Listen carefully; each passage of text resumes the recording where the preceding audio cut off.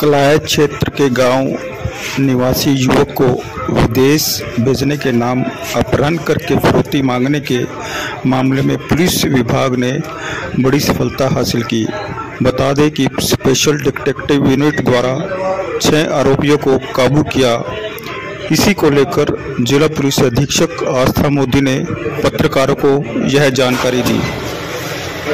आइए देखते हैं आस्था मोदी ने क्या कहा है।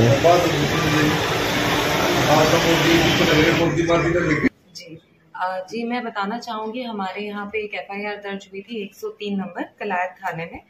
उसके बारे में मैं आपको बताना चाहूँगी कि हमारे यहाँ से नत गाँव पड़ता है।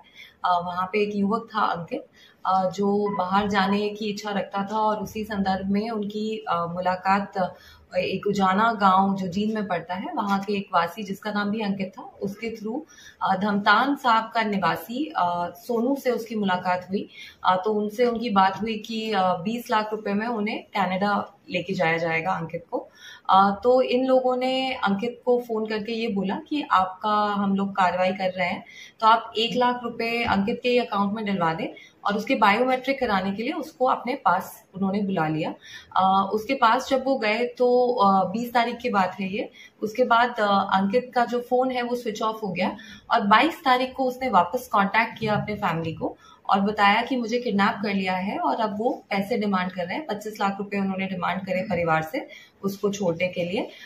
उसको धमकाया गया, डराया गया, परिवार को भी बोला गया कि उसको फिजिकल हार्म पहुंचाया जाएगा अगर उनकी डिमांड्स नहीं मीट की जाए। तो इसी संदर्भ में हमने पर्चा दर्ज करके तफ्तीश जो है वो स्टार्ट करी और इसमें जो हमारी SDU की टीम है सब इंस्पेक्टर रमेश के अंडर, उन लोगों ने इसमें बहुत बेहतरीन काम किया।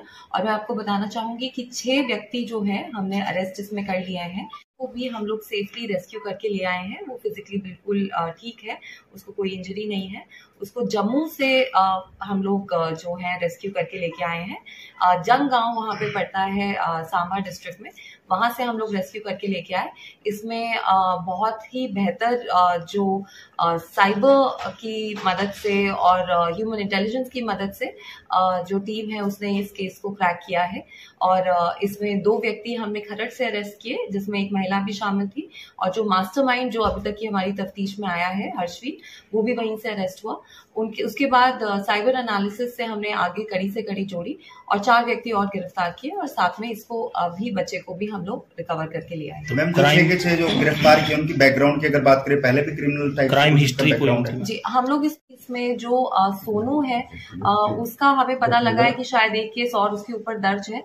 बाकियों पे भी हम लोग काम कर रहे हैं क्योंकि जिस प्रकार से इन्होंने अंजाम दिया इसको इंसिडेंट को, उससे नहीं लग रहा कि इन्होंने पहली बार किया है। और मैं आप लोगों के माध्यम से, मीडिया के माध्यम से लोगों से भी रिक्वेस्ट करूंगी कि अगर इस तरह का इंसिडेंट किसी और के साथ हुआ है और उन्होंने पहले पुलिस को सूचना नहीं दी, तो वो भी आगे बढ़कर हमें सूचना दे ताकि इन लोगों को सख्त से सख्त सजा हम दिला पाए। तो मैम पूछताछ कितनी वारदात थी जो अंजाम दिया? जी, अभी तक पूछताछ में उन्होंने नहीं माना है, लेकिन अभी हम लोगों ने उनका रिमांड लिया है। तो रिमांड के दौरान हम लोग और उनसे पूछताछ करेंगे। आगामी कार्रवाई में, इन्वेस्टिगेशन में जैसे भी फैक्ट सामने आएंगे उसके हिसाब से कार्रवाई करेंगे। मैम SDU टीम की बात करें तो पहले कैथल में जो पहला इनकाउंटर एक देखा गया था जिसमें एक इनकाउंटर में मारा गया, जी उसको मैं चेक कर लेती हूँ।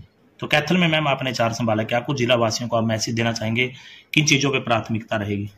देखिए, प्राथमिकता यही रहेगी कि हम जो है सारी डिस्ट्रिक्ट में जो क्राइम है उसको हम कंट्रोल करें। नशे की प्रॉब्लम रहती है उसको हम कंट्रोल करें। यहाँ पे डिस्ट्रिक्ट में पहले ही बहुत बेहतरीन काम जो चोरी, थेफ्ट और स्नैचिंग के इंसिडेंट्स में जो मैंने क्राइम स्टैटिस्टिक्स दिए हैं तो देखे हैं अभी तक, उसमें इस वर्ष बहुत अच्छा काम उसमें ऑलरेडी किया जा चुका है, पर आगे भी हम इसको मेंटेन करेंगे। और बाकी कोई भी व्यक्ति किसी भी समय किसी को कोई दिक्कत है तो वो हमारे पास आ सकता है। हमारा यही प्रयास रहेगा कि हम जो न्याय है वो दे लेंगे। मैडम, जो गिरफ्तार किए हैं क्या जम्मू से भी गिरफ्तार किए हैं वो जम्मू से ही बिलोंग करते हैं। बाकी उनके एग्जैक्ट एंटीसीडेंट्स हम लोग वर्कआउट कर रहे हैं क्योंकि इन्होंने जो डॉक्यूमेंटेशन इनसे हमें मिली है वो सारे फेक एड्रेसेस पे बनी हुई है। ठीक है नहीं जी, अभी तक तो जो आई है सामने तो ये रैंसम के लिए ही इन्होंने किया था, पैसे के लिए ही किया था। बाकी जैसे कि मैंने कहा कि इन्वेस्टिगेशन अभी प्राइमरी स्टेजेस पे है, जैसे जैसे इन्वेस्टिगेशन में कोई और फैक्ट सामने आएंगे हम आपके साथ साझा करेंगे। क्या चाहूंगी कि किसी और के साथ भी इस प्रकार का इंसिडेंट हुआ है तो वो जरूर सामने आए ताकि हम उसकी भी तफ्तीश कर सकें। मैडम किस इमिग्रेशन के तहत जो है ये काम करा करते थे, क्या नाम?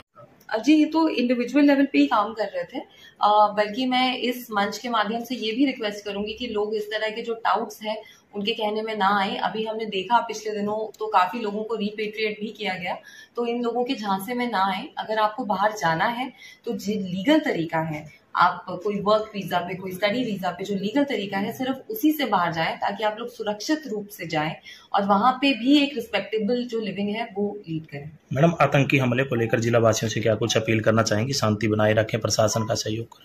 जी, जो पहलगाम में जो इंसिडेंट हुआ है वो बहुत ही दुखद है और भारत सरकार ने उसके ऊपर बहुत कड़े जो कदम है वो उठाए हैं और जो भी इसकी रेट्रीब्यूशन होगी और जो इसमें दोषी होंगे उनको पूरी सजा बिल्कुल मुझे पूरा विश्वास है कि जो गवर्नमेंट है वो दिलवाएगी।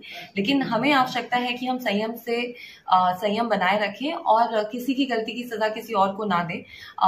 और सारा भारतवासी, मेरा मानना है कि कैथल का हर एक व्यक्ति जो है वो इंडिया का ट्रू सिटीजन है, भारतीय है, भारत को ही सपोर्ट करता है। तो इस चीज को हम मन में हमेशा रखें और जो लोग, जिन लोगों ने जिस मंशा के साथ हमारे देश में फूट डालने के लिए इस तरह की घटना को अंजाम दिया है, उनके बहकावे में हम ना आए।